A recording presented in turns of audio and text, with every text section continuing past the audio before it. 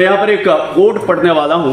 Martin Luther king एक बहुत बड़े फिलॉसफर गुजरे हैं और अच्छी बातें कही हैं। नो वर्क इज इनसिग्निफिकेंट, कोई काम गैर जरूरी नहीं है। All labour that uplifts humanity has dignity and importance.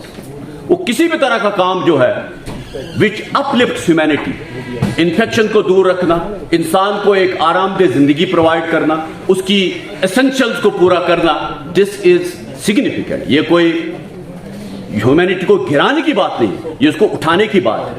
So all labour that uplifts humanity has dignity and importance and should be undertaken with painstaking excellence. अब दूसरे जुमरे की तरफ आ जाते हैं। जिस इंसान को हम कहते हैं कि भाई तुम्हारा काम इनसिग्निफिकेंट है और उसकी साइकोलॉजी को हम डिप्रेस कर देते हैं, उसको डिप्रेशन में डालते हैं, वो उस काम से आप कतराता है। वो समझता है कि अगर मैंने दिन में टेबल पर कपड़ा मारा शायद ये लोग समझेंगे ये नीचा है, अगर मैंने दिन में झाड़ू लगाया ये समझेंगे ये नीचा है, और वो उसे कतराता है, उसे दूर भागने की कोशिश करता है।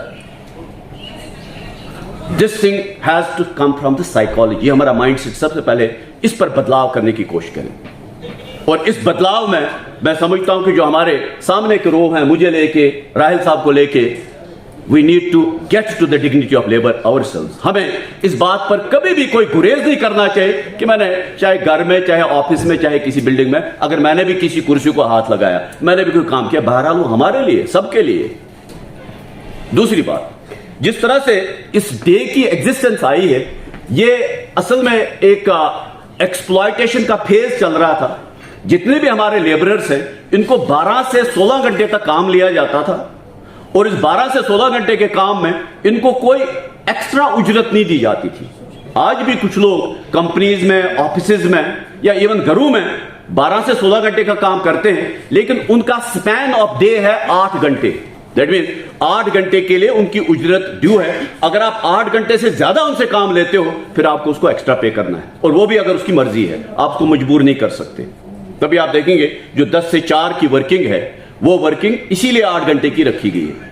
अब इस चेंज को भी लाने में इतना आसानी से नहीं हुआ। ये एक हे मार्केट मैसेकर इवेंट है, अमेरिका में शिकागो में हुआ। ये 1886 की बात है, 84-86 की बात है, जहां पर लोग जो 16 घंटे या 12 घंटे तक काम करते थे, वो मुजाहरे में आ गए, जनाब हमारा ये टाइम जो स्पैन है इसको कम कर दीजिए, इसको 8 घंटे कर दीजिए। गोलियां बरसाई गई उन पर, उनको मारा पीटा गया, 4 लोगों की मौत हो गई। और उसी मौत के साथ साथ दुनिया को एक बात का तासुर जरूर लगा कि नहीं, अगर हम लोग जो अपने आप को अदर देन लेबर क्लास समझते हैं, अगर हमें भी 16 घंटे के लिए काम पर मजबूर किया जाए तो हमारी हालत क्या होगी। एक एक्सप्लॉयटेशन का फेज खत्म हो गया।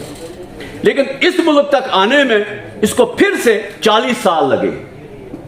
यहां जो पहली बार 8 घंटे का शेड्यूल बना वो 1923 में बना, और 1923 के बाद जिसको हम मे डे कहते हैं, लेबर डे कहते हैं, या अंतर्राष्ट्रीय श्रम दिवस कहते हैं, तो ये दिन तब से एक ऑफिशियल हॉलिडे बना 80 मुल्कों में। इस वक्त आज के दिन आप देखेंगे कि स्टॉक एक्सचेंज कभी बंद नहीं रहता है, आज वो बंद है।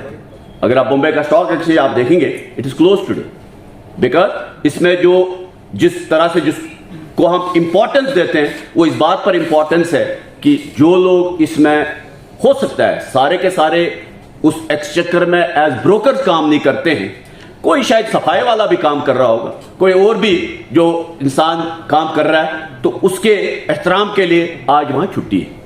इसी तरह 80 कंट्रीज दुनिया की ऐसी हैं जहां आज का दिन हॉलिडे मनाया जाता है।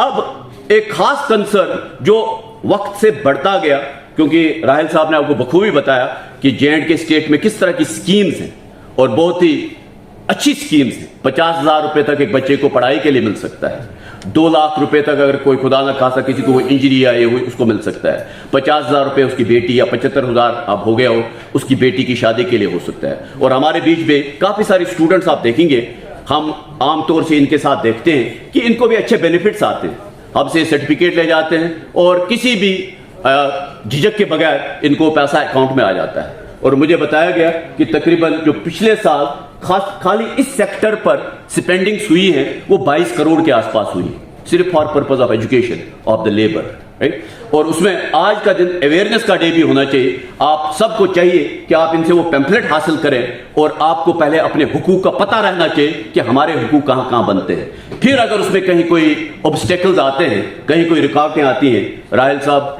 जैसे हमारे गवर्नमेंट फंक्शनरीज या आपकी अपनी यूनियंस हैं, वो उसके लिए बखूबी काम कर सकती हैं। जो 2025 का एक थीम रखा